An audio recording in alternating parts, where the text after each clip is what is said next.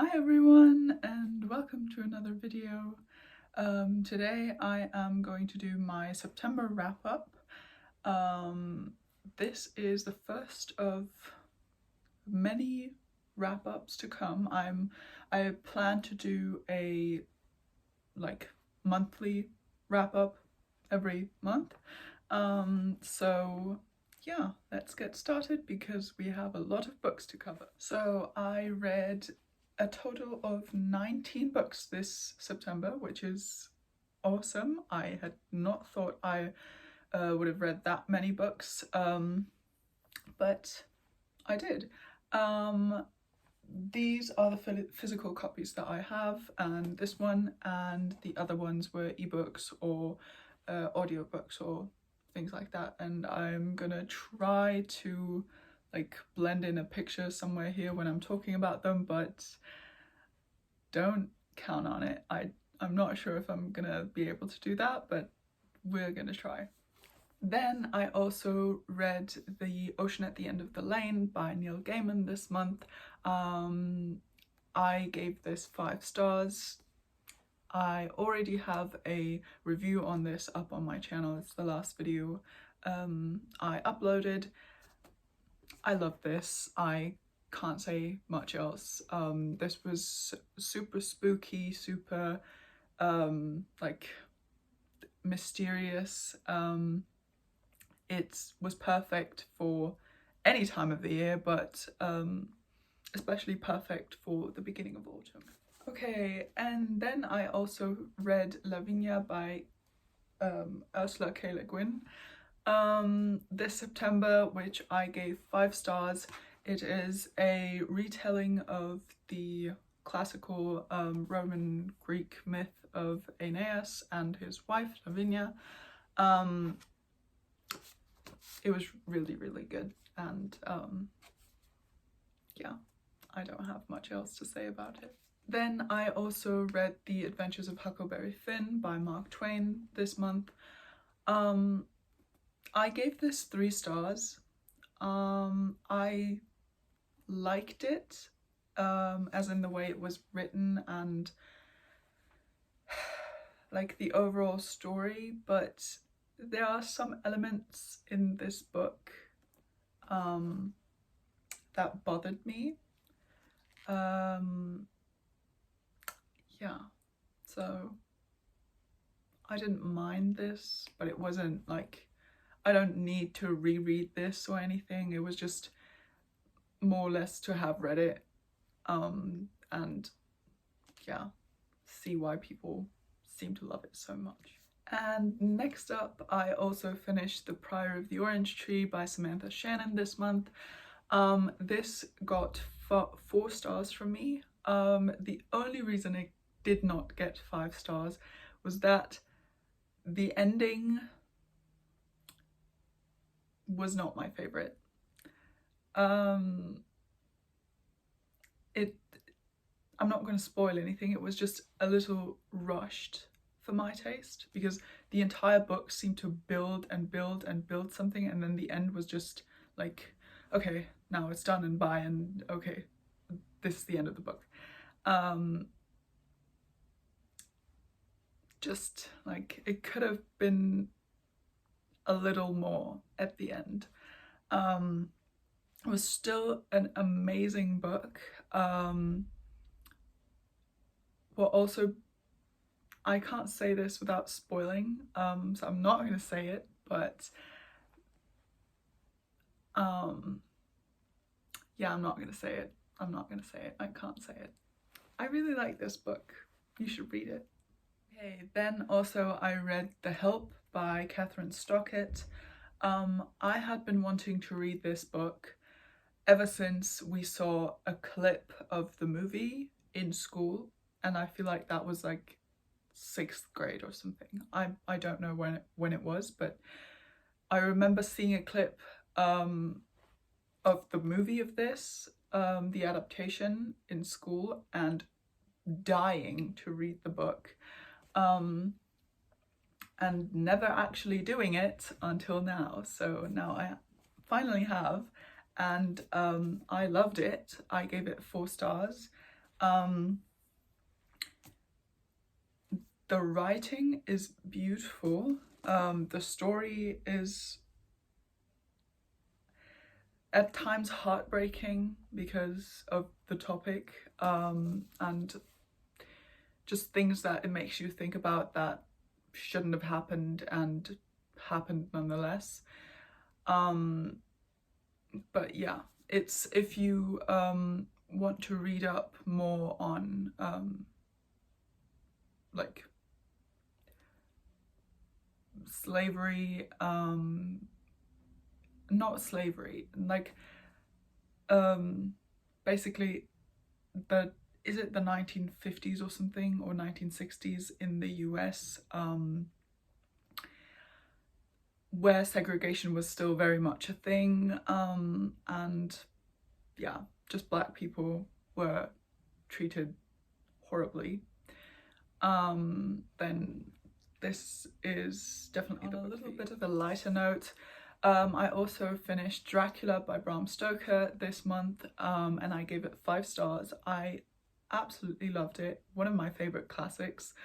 It was so good. It surprised me. I really did not go into this with good expectations. Maybe that was why. Because I really thought this was going to be very, very boring and very, very like stunted and just not enjoyable. Like I thought it was going to be that kind of classic, but it was not.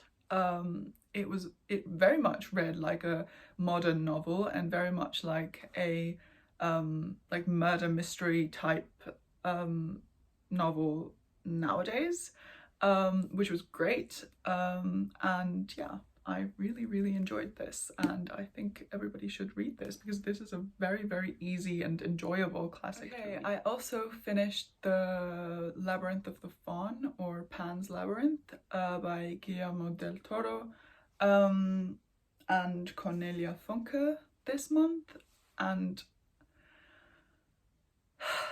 this book was so good, like so good. I don't even have words, so I obviously gave this 5 stars. I've never watched the movie. I was always very scared of it as a kid, and then later on I wanted to read the book and then watch the movie, and now I don't know where to watch the movie because it's not on Netflix. Anyways, this was so atmospheric, like the mystery, the overall like theme, and just how it dealt with very, very heavy topics were fantastic, like out of this world. I loved it. And I have so many like quotes that I liked and stuff like that, and it was just so good. And just read it, okay? Look at how pretty the cover is. This is the German edition, but look at how pretty it is. You have to read it. Okay, and then last but not least, for the physical books, I read Sinking Ships by Tammy Fisher. This is a German book. I don't know if it's been translated into English or any other language. So for all my German speaking viewers, if I have any, this was really, really good. This was like, for what it was, which is like a new adult romance-y book. It was not one of my favorites, but yeah, I really enjoyed it. Okay, and now on to all the non-physical books that I read, and I have this on a tiny, tiny piece of paper so I can remember. First up, the last book, The Sinking Ships, I got that. I gave that 4 stars.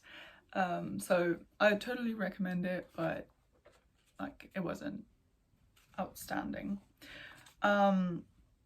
Then I also read The Best Thing by Mariana Zapata this month, which, if you're into romance, like really, really, really slow burn romances, go and just pick up any Mariana Zapata book, because they're all like very slow romances, like slow burn, very, very, like, they're all like 500 pages too, so you can't expect anything like before 300 pages, but it's so good. Her writing is perfect. And yeah, I gave that book 4 stars. Really, really good book. Then I also read, or rather listened to on Spotify, My Mostly Secret Baby by Penelope Bloom, which was very, very cute, and also like a romance. I don't know what is up with me and the romances lately. Am I even reading anything else? Like, I mean, I'm not mad, it's just I never used to read this many romances, and now I'm addicted, so yeah. I gave that 4 stars, so yeah. If I enjoy a romance, I'll like most likely give it 4 stars. If it's like outstanding and very, very good, then I give it 5 stars. And if it's like, if I'm not able to finish, then I give it 1 star. That's with all of my like DNFs of 1 star reads for me. Anyways, then I also read A Lair So Sinful by Zoe Ellis. This was very, very smutty, but yeah, that's really all I have to say. It was good.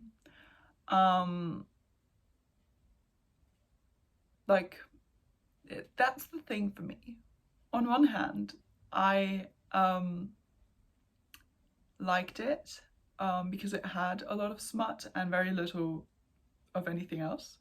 But then again, when I'm reading something like that, I'm bothered when they like kind of tease with politics and like complicated stuff about the world and like world building and the magic system, and then basically ignore it because it's not about that, it's about the smut.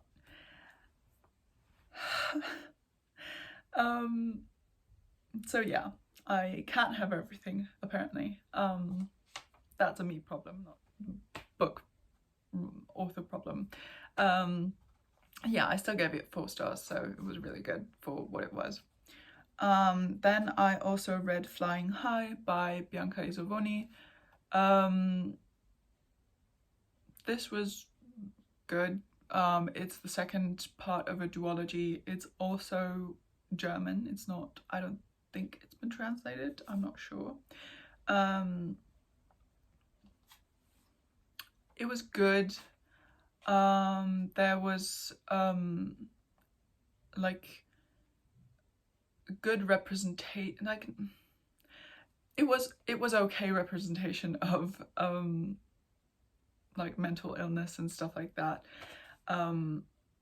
But yeah, it was a good read. It was a cute romance as like a duology, which is really interesting when it's not just one book. I think romances can be very much like much more interesting when you split them up into more than one book, because you can delve into like psychological stuff more, like not psychological stuff, like you can dive into the psychology behind them falling in love with each other more, if that makes any sense. And I like that, like you can build more chemistry that way. I feel like if you do it right. Yeah, which like with these books, in the first one, it's not insta love per se, which I hate. I can't stand insta lovey romances. But like it wasn't that. It was insta attraction maybe, but it was very, very quick love. which might be what bothered me. Yeah, so I still gave this 4 stars for some reason, so maybe like immediately after I really still liked it, and now I'm thinking about it, maybe it should get 3 stars. I'm not sure. Anyways, this is all a very much like fluid process, me rating books. It's not like rated and then that's it. Okay, I also read The Roommate by Rosie Dannon. I spoke about this a little bit in my first vlog and my very first video on this channel. And I gave this 4 stars. In the beginning, it felt a little bit forced, the relationship I mean, because it's a romance again. But then it got good, and yeah, that's all I have to say without spoiling anything. If you can't tell, we're moving through these very, very quickly because this is not like a review for every single book, because that would take me forever. So, and by the way, if you are enjoying this video, I would very much appreciate a like and a subscription. It really helps. And yeah, that's a little plug there. Okay, now back to the video. I also read The Kissing Game by Marie Hart. This is also on, I read this on audiobook, so I listened to it. And it's on Spotify, so if you have Spotify and you want to listen to it, go ahead. This gave, like, I gave this 5 stars. It was so cute. Like, it had one of my favorite romance tropes, which is the like sunshiny character and the like brooding, not angry character, but just like the like dark character, you know, like the calm one and the like bubbly one. I just love that. And so it was so cute. They were so cute together. It got this. What am I doing with my hands? I don't know. Okay, I also listen to Neon Gods on Spotify, so if you want to listen to that, go ahead. By Katie Robert. This, I didn't love it. I also didn't hate it, so it got 3 stars. Like, again, this was very, like, it was not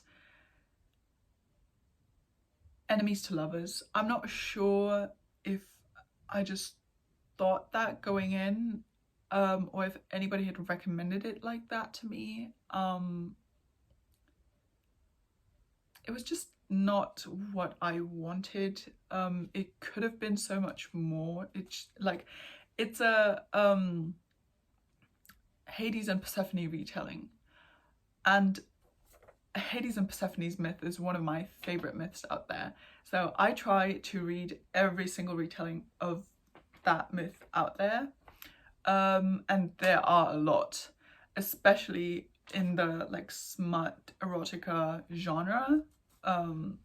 Like, they're all over the place.